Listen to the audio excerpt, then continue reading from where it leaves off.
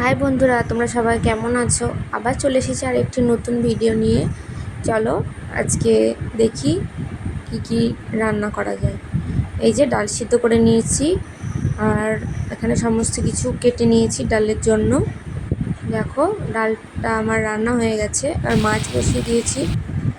এই যে ডালটা হয়ে গেছে, মাছগুলো ভেজে নিয়েছি। এখানে আছে মাছের বাটি চচ্চড়ি, বাটা মাছ দিয়ে আলু দিয়ে করা হয়েছে। এরকম মাছের ঝোল রেডি হয়ে গেছে। এখানে মাছটা শুধু করেছি গা মাখা করে মশলা দিয়ে, শুধু মাছের ঝোল। প্রতিদিনই তো আলু দিয়ে মাছ খাওয়া হয়, আজকে একটু অন্যরকম করলাম। আর দেখো এটা একটা সবজি তরকারি, এটা মা সকালবেলায় বানিয়ে রেখেছিল।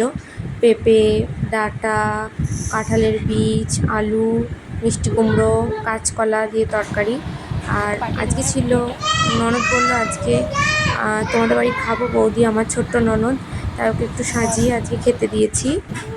চলো, ও একটু লজ্জা পাচ্ছে ভিডিওতে আসতে,